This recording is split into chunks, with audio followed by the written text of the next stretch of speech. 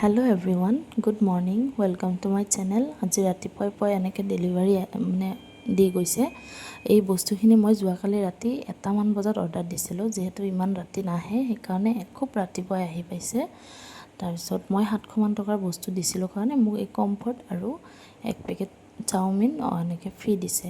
তাৰপিছত আমি এনেকৈ চাহ তাহ খাই ল'লোঁ। আজি যিহেতু ডিকু স্কুলো নাছিলে, সি কৈ আছে মামী বহুত দিন আমি মটন খোৱা নাই, তো আজি মটন খাম। ইয়াতে মটনৰ দামটো বেছি, তো মই ইমান ঘনে ঘনে ইয়াতে খোৱা নাযায়, তো অকণমান আনিলোঁ। আনি আমি ঝটপট বনাই ল'লোঁ। গোটেইখিনি মছলা আমাৰ ৰেডি আছিলে আগতেই। আৰু মাংসখিনিত মই বহুত বেছি তেল দিয়া নাই যদিও মাংসৰ পৰা বহুতখিনি তেল ওলাইছে। তাৰপিছত ইয়াতে ৰেৱাজি খাচী বেছি চলে, তাৰে মাজতে পঠা মানে বিচাৰিলেহে পায় এনেকুৱা। তো যি কি নহওক, আজি এবিধেই বনোৱা হৈছে। যিহেতু দুপৰীয়া বনাওঁতে অলপ টাইম লাগিছে, পঠা মাংস বনাওঁতে খুব বেছি টাইম লাগেই ন। তো এনেকৈ বনাই ল'লোঁ। তাৰপিছত দুপৰীয়া লাঞ্চটো আমাৰ কমপ্লিট। ডিকু অকণমান শুলে, মোৰ অলপমান কাম আছিলে, এনেকৈ কৰিলোঁ। তাৰপিছত আজি যিহেতু ৰ'দ দিছে, আমি কাপোৰ কানি বহুত ধুলোঁ। তাৰপিছত সি ইভিনিং আকৌ পাস্তা খাব কৈ আছে, ভাত নাখাওঁ আজি, পাস্তা খাম আমি ৰাতি। তো আমি এনেকৈ ভাবিলোঁ যে আজি পাস্তাটোৱে অকণমান ভালদৰে বনাওঁ। তাৰপিছত আমি এনেকৈ কৰ্ণ আৰু মাছৰুমেদি বনাম ভাবিলোঁ। তো হোৱাইট চচ পাস্তা যিহেতু হ'ব, তো এইটোৰ কাৰণে এইখিনি আগতে ৰেডি কৰি লৈছোঁ। ৰিফাইন, বাটাৰ আৰু ময়দা অকণমান দি পেলাই, তাত গাখীৰো দিম।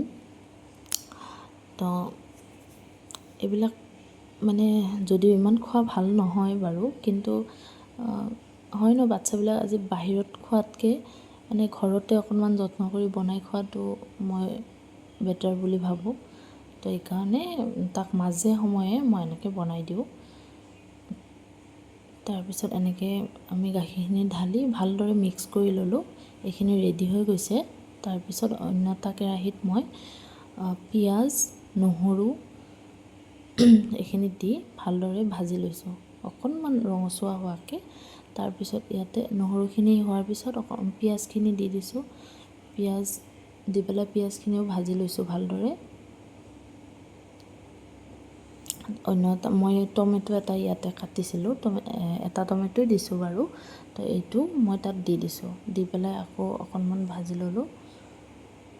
লৈ পেলাই মাছৰুমখিনিও অকণমান বইল কৰি লৈছিলোঁ, সেইখিনি ইয়াত দি দিছোঁ। দি পেলাই ভালদৰে ভাজি লৈ কৰ্ণ আৰু যিখিনি পাস্তা বইল কৰি ৰাখিছিলোঁ এইখিনি দি দিয়া হৈছে ইয়াতে।